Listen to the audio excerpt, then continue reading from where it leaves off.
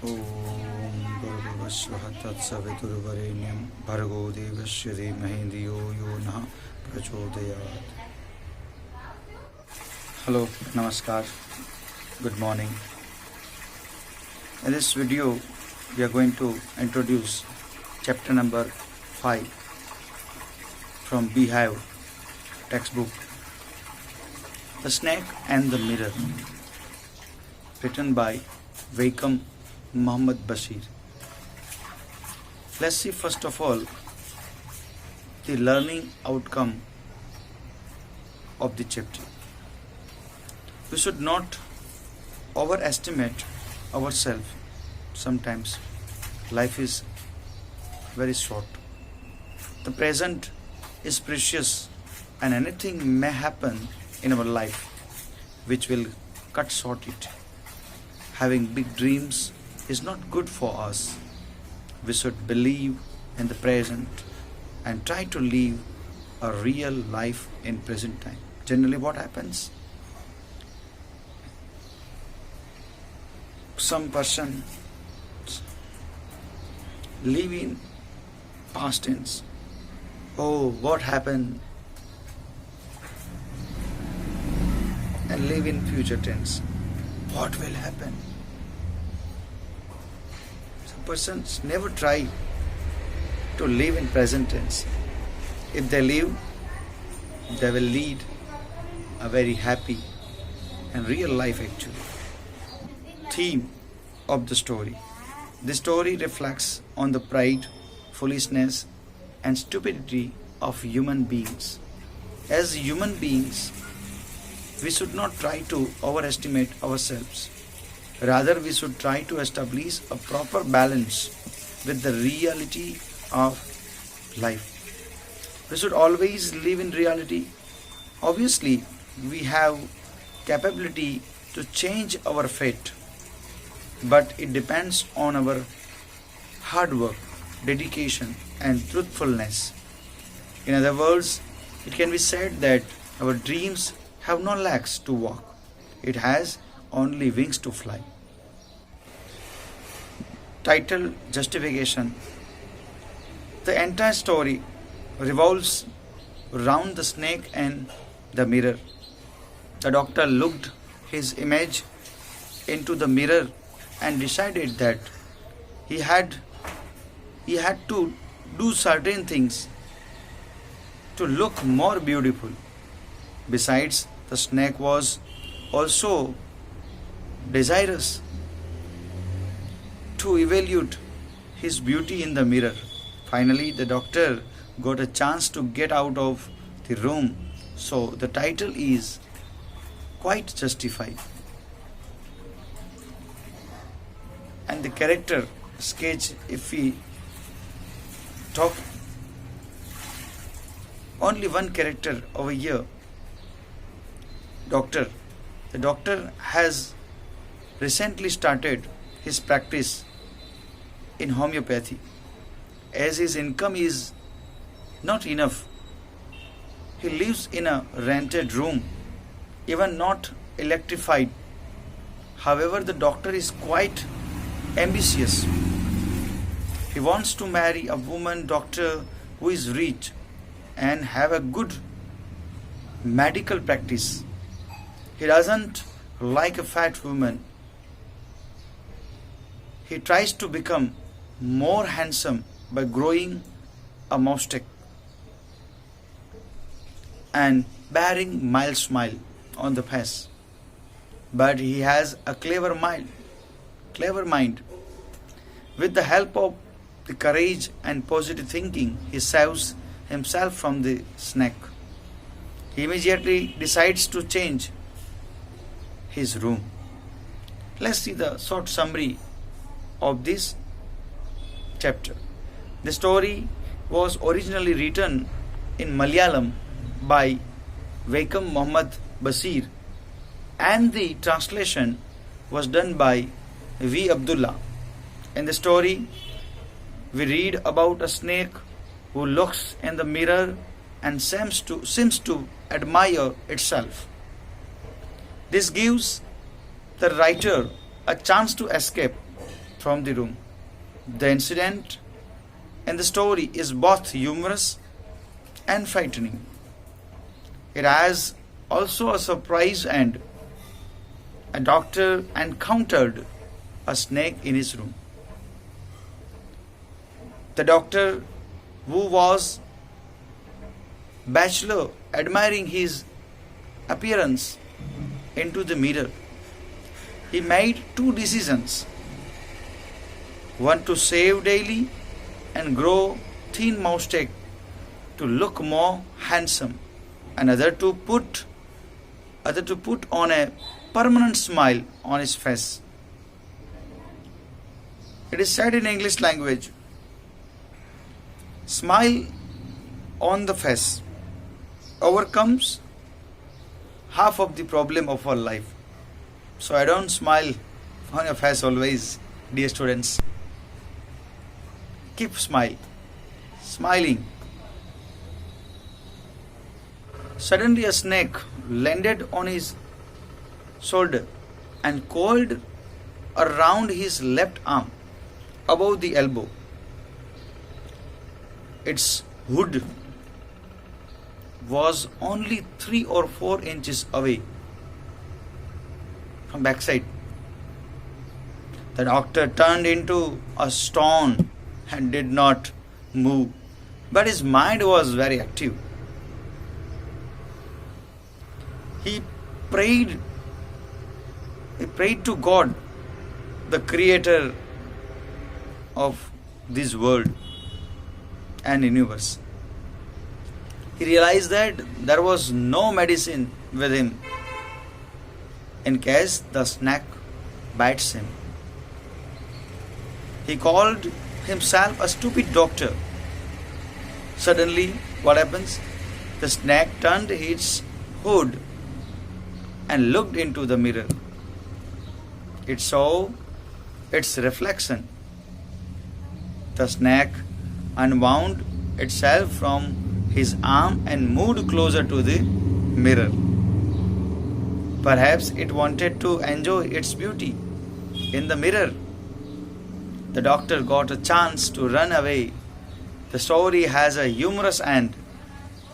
Next day, the doctor returned to the room with his friend.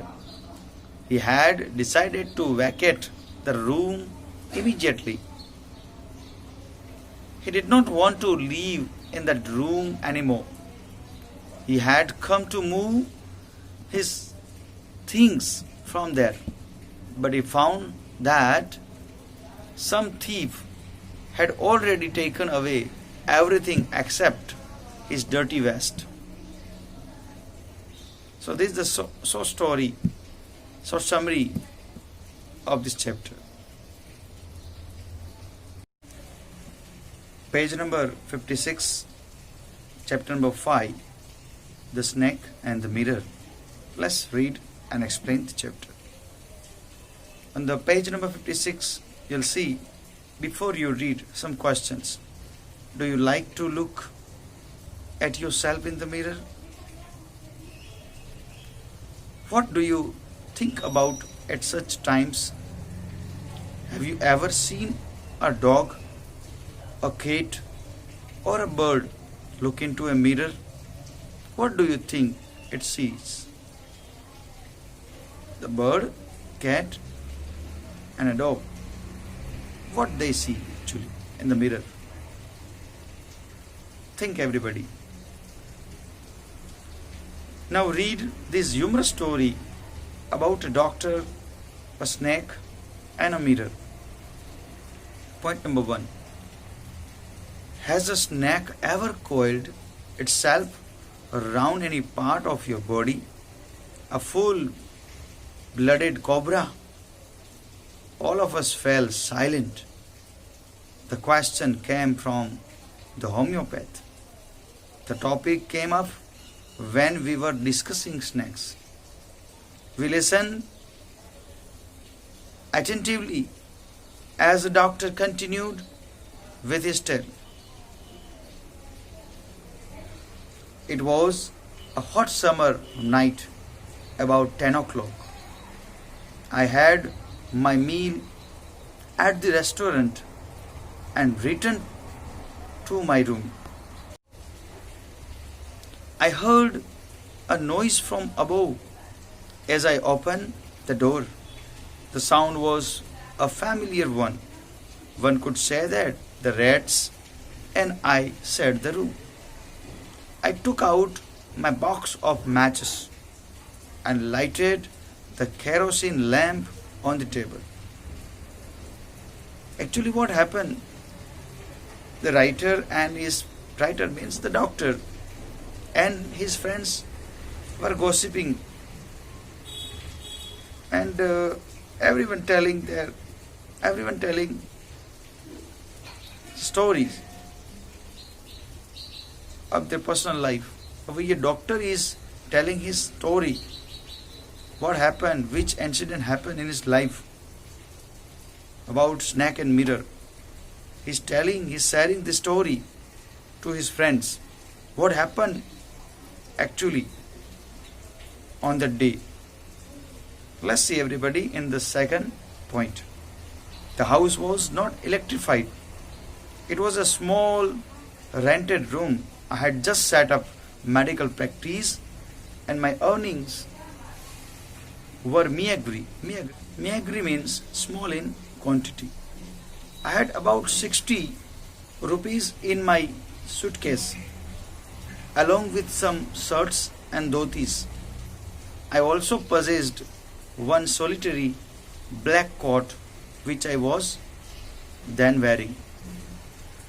Point number 3. I took off my black coat, white shirt and not so white vest and hung them up.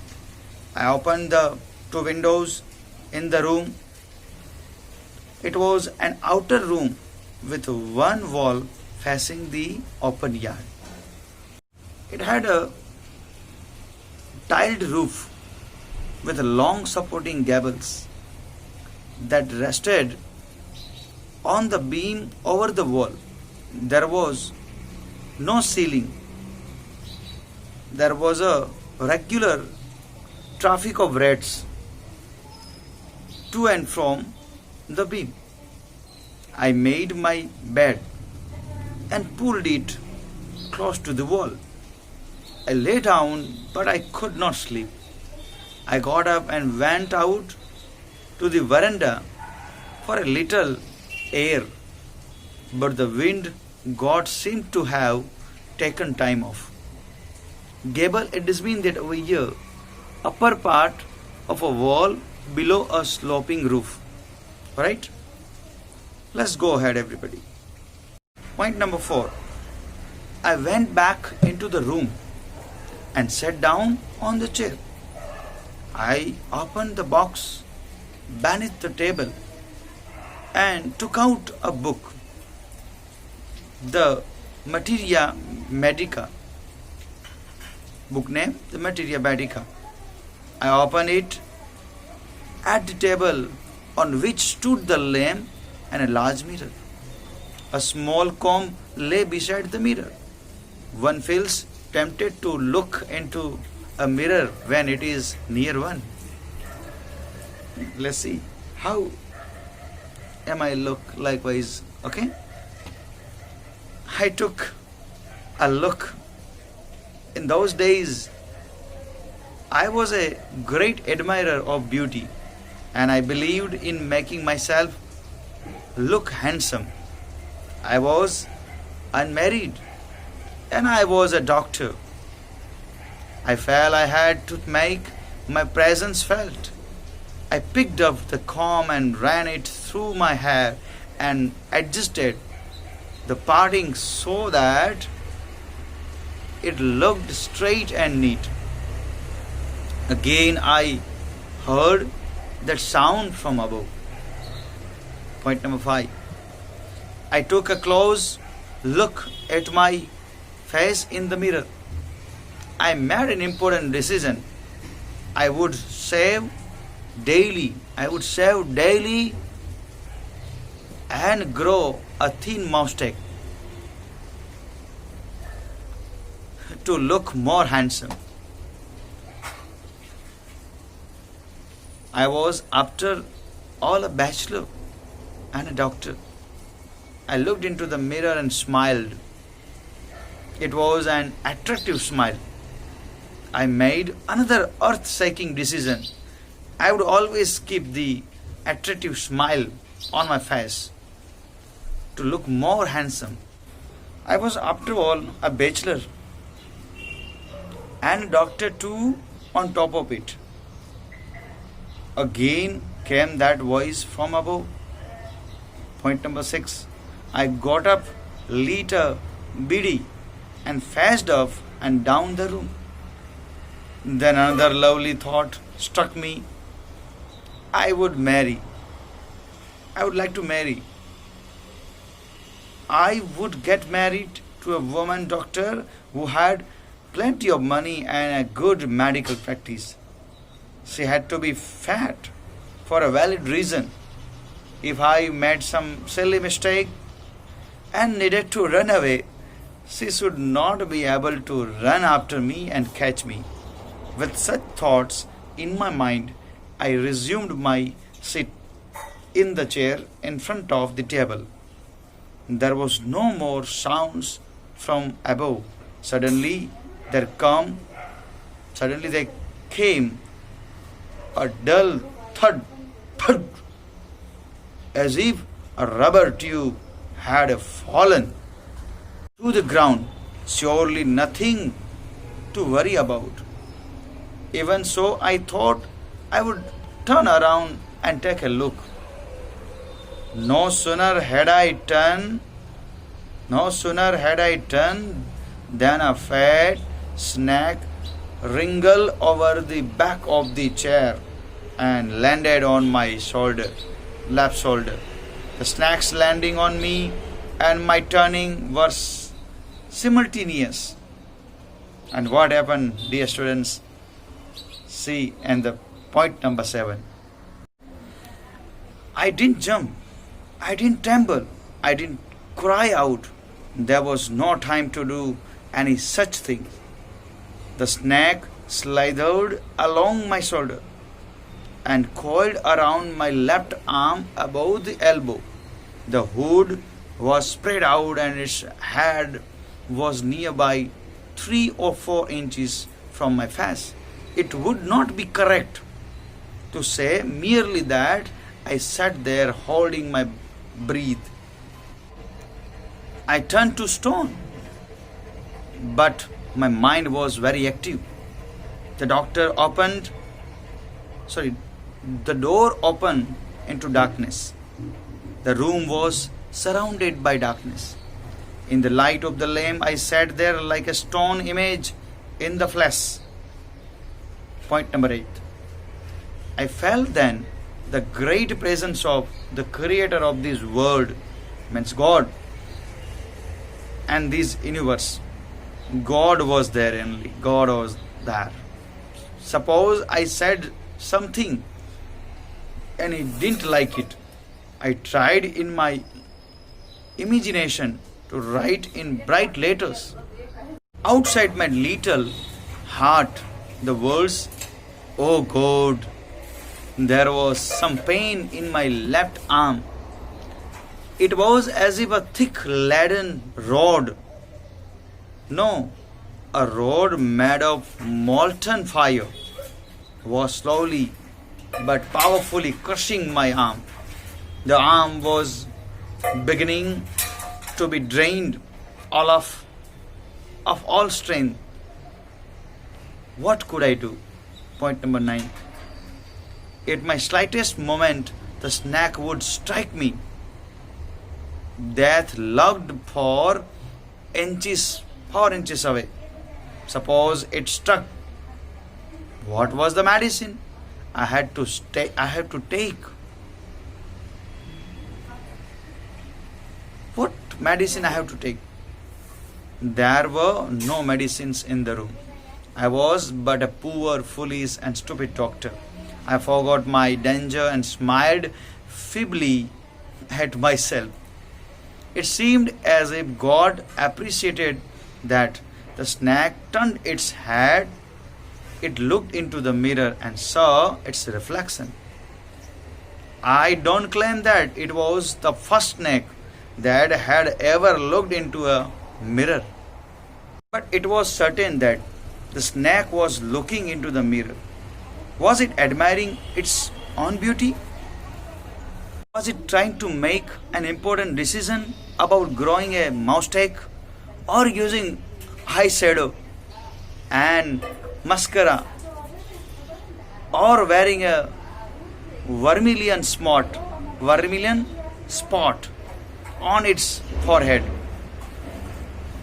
I was thinking, point number 10, I didn't know anything for certain. What sex was this snake?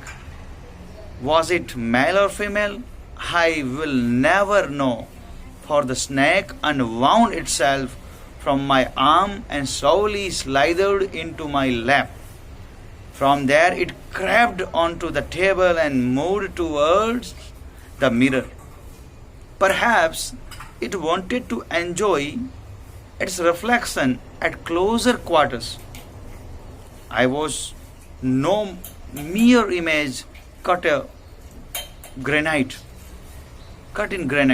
I was suddenly a man of flesh and blood now. Still holding my breath, I got up from the chair. I quietly went out through the door into the veranda. From there I leapt